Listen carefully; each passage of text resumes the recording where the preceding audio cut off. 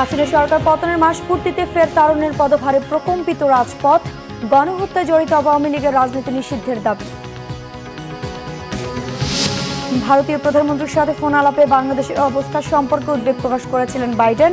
ব্রিফিংয়ে জানালেন মার্কিন প্রতিরক্ষা উপদেষ্টা জন কির্বি। দেখছিলেন ক্রাউন সিমেন্ট সংবাদ শিরোনাম, এবারে বিস্তারিত। তারুণের পদভারে দেশ জুড়ে ফের প্রকম্পিত হল রাজপথ। ছাত্র জনতার আন্দোলনে আওয়ামী লীগ সরকারের ক্ষমতাচ্যুতির 1 মাস পূর্তি উপলক্ষে বৈষম্য বিরোধী ছাত্র আন্দোলনের শহীদী মার্চ রাজধানীতে রূপ নেয় জনসমুদ্রে। বেলা 3:45টার দিকে ঢাকা বিশ্ববিদ্যালয়ের রাজু ভাস্কর্য থেকে এই মার্চ শুরু হয়। গণহত্যায় জড়িত আওয়ামী লীগের রাজনীতি নিষিদ্ধের পাশাপাশি একটি গণতান্ত্রিক বাংলাদেশ দেখার প্রত্যয় জানান মিছিলে অংশ নেয়া ছাত্র জনতা। মুহিবুল্লাহ মুহিবের রিপোর্টে বিস্তারিত। জনসমুদ্রে পরিণত হয় ছাত্র জনতার শহীদী মার্চ। নেতৃত্ব দেন বৈষম্য বিরোধী ছাত্র আন্দোলনের শীর্ষ নেতারা। বেলা 2টার দিকে ঢাকা বিশ্ববিদ্যালয়ে শহীদী মার্চ কর্মসূচিতে অংশ নিতে দলে দলে হাজারো ছাত্র জনতা জড়ো হন। রাজধানীর বিভিন্ন শিক্ষা প্রতিষ্ঠানের শিক্ষার্থীরা থেকে শুরু করে নানা শ্রেণী পেশার মানুষ মার্চে অংশ নিতে ঢাকা বিশ্ববিদ্যালয় এলাকায় আসেন। তাদের বেশিরভাগের হাতে ছিল বাংলাদেশের জাতীয় পতাকা। মিছিলে অংশ নিতে টিএসসিতে আসেন আন্দোলনে সন্তান হারানো অনেক বাবা মা। আমি এত টাকা খরচ করে বিজিএম ভার্সিটিতে পাস করে বের করছি, এখন আমার ছেলে তো চলে গেল, আমাদেরকে কে দেখবে? আমরা বিচার চাই, ছেলে হত্যা, সরকারের কাছে বিচার চাই। বিচার যেন সঠিক তদন্তের মাধ্যমে সঠিক বিচার হয়, সেটাই আমাদের যারা শহীদ হয়েছে শহীদ পরিবারের দাবি এবং বক্তব্য। আমরা ভালো একটা সরকার চাই, সুস্থ একটা সরকার চাই, দেশ সুন্দর মতো পরিচালনা করবে এরকম একটা সরকার চাই। ছাত্র জনতার অভ্যুত্থানে নিহতদের নাম লেখা পোস্টার হাতে এসেছেন অনেকেই। এত রক্তের বিনিময়ে অর্জিত বাংলাদেশটা আমরা ছাত্র জনতা একত্রিত হয়ে এমন একটা বাংলাদেশ গড়ি যেন ভবিষ্যৎ প্রজন্ম বিশ্বাস করে যে আসলে এটা একটা সোনার বাংলাদেশ। অলরেডি বাংলাদেশ একটা বেটার পজিশনে আছে আফটার হাসিনা পালায় যাওয়ার পর থেকে। যারা খুনের সাথে জড়িত তাদের যাতে দৃষ্টান্তমূলক শাস্তি হয়, আমরা এটাই চাই। বেলা 2:30টার পর থেকে ঢাকা বিশ্ববিদ্যালয়ের রাজু ভাস্কর্যের সামনে অবস্থান নিয়ে ছাত্র জনতা বিভিন্ন স্লোগান দিতে শুরু করে। আন্দোলন দমনে ছাত্রলীগ সহ তৎকালীন ক্ষমতাসীন আওয়ামী লীগের বিভিন্ন সংগঠন ও আইন শৃঙ্খলা রক্ষাকারী বাহিনীর হামলা নির্যাতনের বিচার দাবি করেন অনেকেই। আমরা এই আওয়ামী লীগকে কখনো এর বাংলার মাটিতে আর কোনোভাবেই দেখতে চাই না। পুলিশি ভয়, আমাদের যে গ্রেপ্তারের যে আতঙ্ক, আজকে সেই আতঙ্ক নাই। আজকে আমরা নিশ্চিন্তে ঘুমাতে পারি। পরবর্তীতে যাতে এই স্বৈরাচারী হাসিনার মতো আর কোনো স্বৈরশাসক আমাদের বাংলার মাঠে যেন তৈরি না হতে পারে। আমরা চাই যারা সরকার ভালোভাবে চালাতে পারে, যে সরকার আমরা চাই যাতে বাংলাদেশকে সুন্দরভাবে নিয়ন্ত্রণ করতে পারে, এরকম সরকার আমরা প্রত্যাশা করি। আর ছাত্র জনতার তুমুল আন্দোলনের মুখে 5 আগস্ট শেখ হাসিনা প্রধানমন্ত্রীর পদ থেকে পদত্যাগ করে দেশ ছেড়ে ভারতে যান।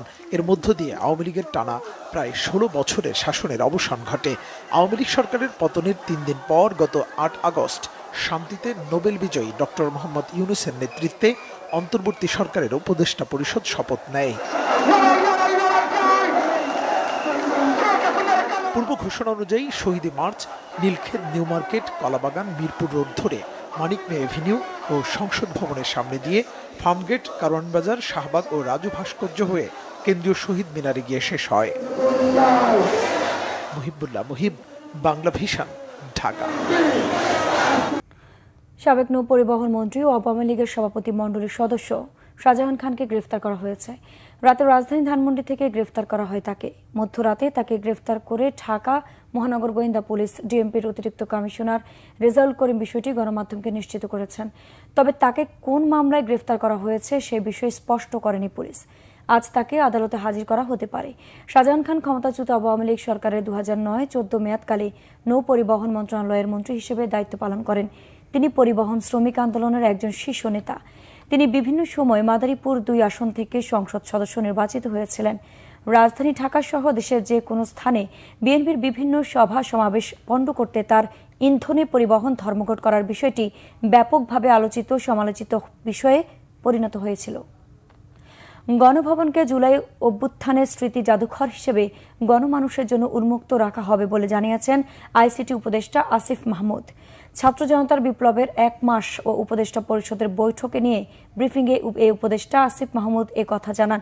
তিনি বলেন, জুলাইয়ের গণ অভ্যুত্থানের শহীদদের তালিকা হয়েছে। শহীদ পরিবারগুলোর সাথে প্রধান উপদেষ্টা দেখা করবেন, এজন্য সম্মেলন হবে বলে জানান তিনি। স্বৈরাচারের পুনর্বাসনের জন্য অনেকেই নানা কর্মসূচি দিয়ে চেষ্টা করছে। সম্পূর্ণ বিচার প্রক্রিয়া শেষ হওয়ার আগে এই দল বা জোটের পুনর্বাসনের সুযোগ নেই বলেও জানান আসিফ মাহমুদ। এরা রাজনীতি করতে পারবে কিনা সেটি জনগণই সিদ্ধান্ত নেবে। তার আগে আওয়ামী লীগ প্রকাশ্যে কোনো অনুষ্ঠান করতে পারবে না বলে জানান তিনি।